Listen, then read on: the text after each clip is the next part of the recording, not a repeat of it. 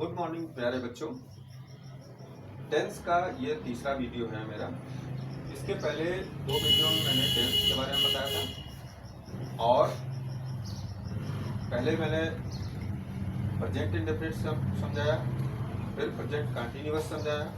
अब ये तीसरा वीडियो मेरा प्रेजेंट परफेक्ट टेंस का।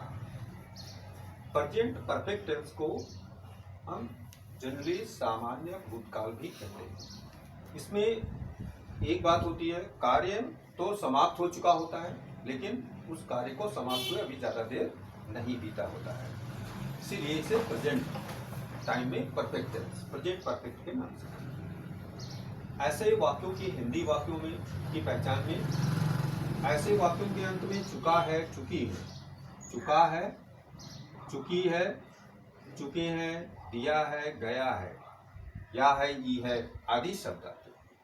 दूसरी पहचान होती है कि कार्य के कुछ समय पूर्व ही समाप्त होने का बोध होता है। हिंदी वाक्यों को पहचानने के बाद उनका ट्रांसलेशन करने के लिए हमें इन स्ट्रक्चर्स को फॉलो करते हैं। अफर्मेटिव सेंटेंस होता है तो सबसे पहले सब्जेक्ट की इंग्लिश बनेगी और सब्जेक्ट के अनुसार हैज या हैव का प्रयोग करेंगे।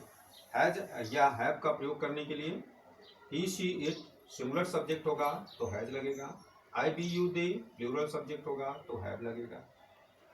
उसके बाद मुख्य क्रिया अपने थर्ड फॉर्म में आएगी और फिर ऑब्जेक्ट की इंग्लिश बनेगी। इसी तरह निगेटिव सेंटेंस होगा तो सबसे पहले सब्जेक्ट की इंग्लिश बनेगी, फिर हैज या हैव सब्जेक्ट के अनुसार आएगा, निगेटिव वर्ड नॉट रखा जाएगा, उसके बाद वर्ब की थर्ड फॉर्म रखी जाएगी और फिर ऑब्जेक्ट की इंग्लिश बनेगी।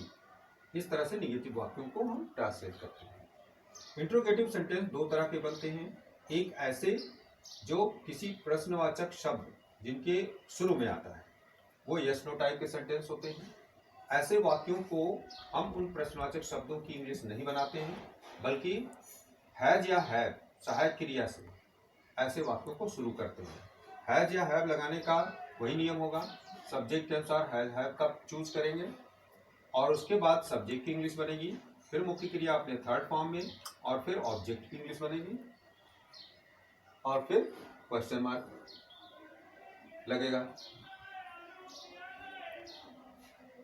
इसी तरह से वाई टाइप सेंटेंस, यदि प्रश्नवाचक शब्द वाक्य के बीच में आते हैं तो वो वाई टाइप सेंटेंसेस कहलाते हैं। उस ऐसे वाक्यों में सबसे पहले प्रश्नवाचक शब्द की ही इंग्लिश बना देते हैं, यानी आई डब्ल्यू इंट्रोगेटिव वर्ड रखा जाएगा और फिर हैज हैव कर्ता के अनुसार रखा जाएगा, फिर कर्ता की इंग्लिश बनेगी, फिर मुख्य क्रिया अपने थर्ड फॉर्म में प्रयोग की जाएगी और फिर ऑब्जेक्ट की इंग्लिश बनेगी, उसके बाद क्वेश्चन मार्क लगाया जाएगा। इन स्ट्रक्चर्स को हम इस एग्जाम्पल से प्रूव करेंगे।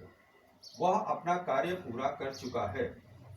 कौन अपना कार्य पूरा कर चुका है? उत्तर मिलता है वह, यानी वह सब्जेक्ट है। सब्जेक्ट की वह की इंग्लिश बनी ही सिंगुलर सब्जेक्ट है इसलिए हैज आया। He has complete third form में आएगी, completed, he has completed his work. मेरा भाई दिल्ली नहीं गया है। माई ब्रदर सिंगुलर सब्जेक्ट है इसलिए हैज आया, my brother has not go went gone third form आया, my brother has not gone to Delhi.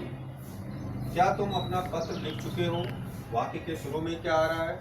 ये यस नो टाइप सेंटेंस हुआ, इसलिए सबसे पहले सहायक क्रिया हैज हैव में से यू के अनुसार हैव आया। यहाँ have you write wrote written third form, have you written your letter.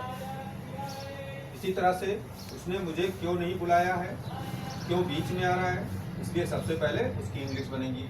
Y और ही के साथ हैज आता है इसलिए सहायक क्रिया वाई के बाद has, why has he not call third form में आ गया, called me, why has he not called me. इस तरह से प्यारे बच्चों प्रेजेंट परफेक्ट टेंस वाले वाक्यों को हम इंग्लिश में ट्रांसलेट करते हैं। अब आपको करने के लिए यहाँ होमवर्क में कुछ सेंटेंसेस मैंने दे रखे हैं, इन्हें ट्रांसलेट इनटू इंग्लिश, इन्हें इंग्लिश में ट्रांसलेट आपको करना है। ठीक है।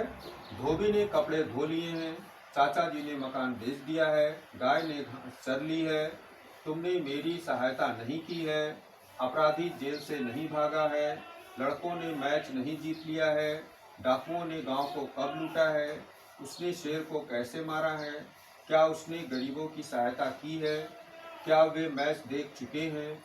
मैंने अंगूठी नहीं खरीदी है, लोमड़ी कुएं में गिर पड़ी है। इस तरह से ये वाक्य हैं, इनको ट्रांसलेट करना है। कठिन शब्दों में चरने की इंग्लिश ग्रेज, भागने की रन अवे, लूटने की रॉब और गिर पड़ने के लिए फॉल और कुएं की इंग्लिश वेल होती है। इनकी मदद से आप लोग इसको करिएगा। थैंक यू बेटा, thank you very much. Stay home, be safe.